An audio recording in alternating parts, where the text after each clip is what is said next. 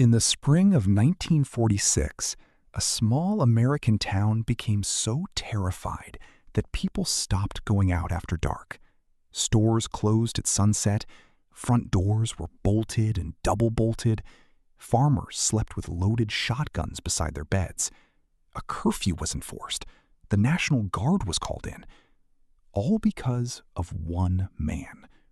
A man nobody ever saw clearly. A man who wore a white cloth mask with holes cut for his eyes. A man who attacked couples parked alone on quiet roads, always at night, always under the open sky, and disappeared back into the darkness without a trace. In 10 weeks, he attacked 8 people. 5 of them died. And then, just as suddenly as the terror had begun, he vanished. No arrest, no trial, no name, no face. The people of Texarkana called him the Phantom Killer, and 78 years later, he has never been found. To understand this story, you need to understand Texarkana in 1946. It is a city that exists in 2 states simultaneously, half in Texas, half in Arkansas, divided down the middle by State Line Avenue. A single post office building straddled the border, with one door opening into Texas and the other into Arkansas. 44,000 people, a railroad hub, a place where soldiers had been coming home from World War II for months. Men changed by things they'd seen, returning to a world that had moved on without them. The war was over, but the world still felt raw, unstable, like a wound that hadn't fully closed. Into that atmosphere, into a town already carrying the weight of 4 years of war and grief, came 10 weeks that no one who lived through them ever forgot.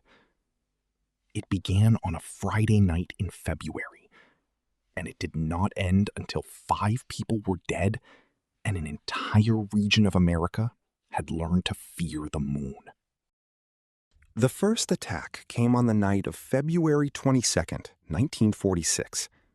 Jimmy Hollis, 25, and Mary Jean Larey, 19, were parked on a quiet road outside town.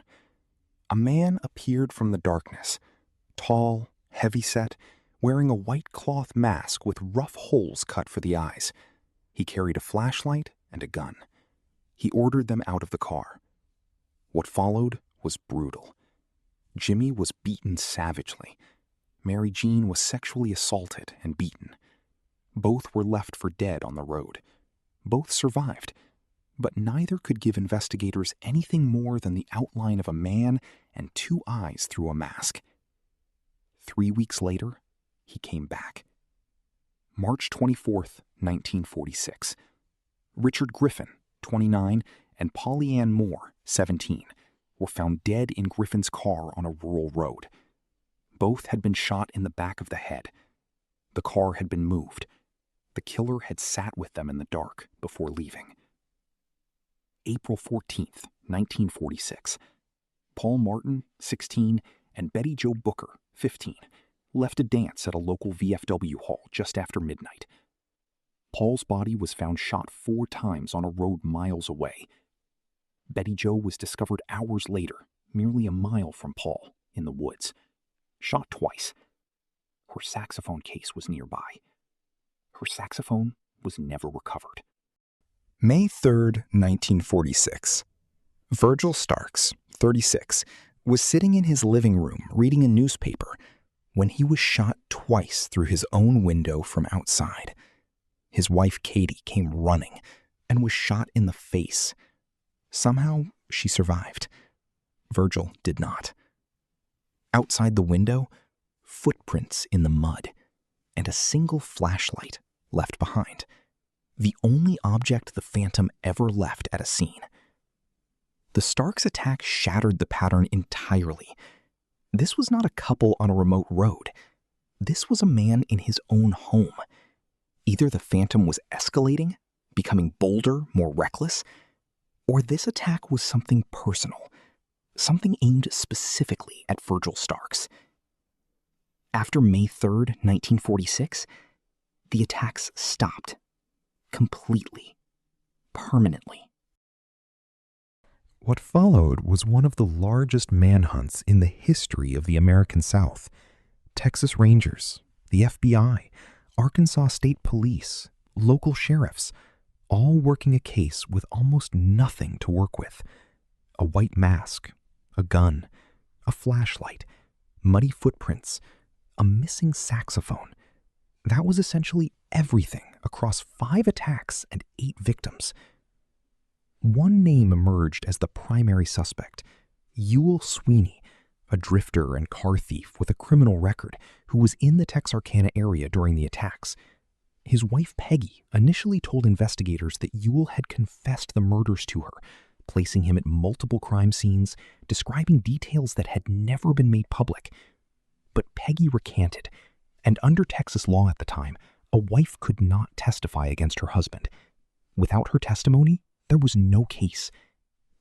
Sweeney was convicted on an unrelated car theft charge and sentenced to life, not for the murders, but to keep him off the streets. He was paroled in 1973. He denied the killings until his death in 1994. The case was never officially solved. The file remains open in both Texas and Arkansas to this day. Newspapers had already given the killer a name, the Phantom. Life magazine ran the story nationally. The phrase Moonlight Murders spread across America. Texarkana became, in the eyes of the rest of the country, the place where something lived in the dark, something with no face, no motive, and no end. 3 theories have dominated serious research for nearly 8 decades. None have been proven. The first centers on Ewell Sweeney. His wife's initial confessions contain details investigators found credible, things only someone present could have known. His presence in the area, his criminal history, and the timing of his arrest immediately after the attack stopped have kept him at the center of most serious analysis. Many researchers believe Peggy's recantation was driven by fear rather than truth. The second points to a local man, unnamed in most published accounts, who died in a car accident shortly after the attack ceased. Investigators noted the timing. Certain details of his background connected loosely to the crime scenes, but proximity is not evidence. He was never charged, and he can no longer be questioned. The third theory is the most disturbing of all. Some criminologists believe the Starks murder was committed by a completely different person, someone with a personal grievance against Virgil Starks, who deliberately chose to act during the Phantom's 10-week window of terror, knowing the crime would be blamed on the existing killer. Under this theory, the Phantom unknowingly gave someone else the perfect cover. 2 killers, 1 shadow, and a town that never knew the difference. In 1976, a film called The Town That Dreaded Sundown was made about these murders, shot partly on location in Texarkana with local residents as extras. It became a cult horror classic and one of the first modern slasher films. The masked killer it depicted became a template for everything that came after. Jason Voorhees, Michael Myers, the masked figures that haunted American cinema for a generation. In some small, strange way, they all trace a line back to a real man on a dark Texas road in 1946. Texarkana still screens the original film every October, outdoors, under the open sky. Whether that takes courage or has simply become tradition, only the people of Texarkana can say. Betty Jo Booker's saxophone has never been found. 8 victims, 5 deaths, 10 weeks, 1 white mask, and a town that taught America what it means to be afraid of the dark. The Phantom Killer is almost certainly dead by now. Whoever he was, whatever drove him onto those roads on those moonlit nights in 1946, He took every answer with him. Texarkana rebuilt itself, moved forward. But certain roads outside that city, quiet roads, the kind where you park and look at the stars, those roads still carry something. A memory the town never fully shook. Who do you think the phantom was? Was the Starks murder connected? Or was it someone else, using his shadow as cover? Drop your theory below.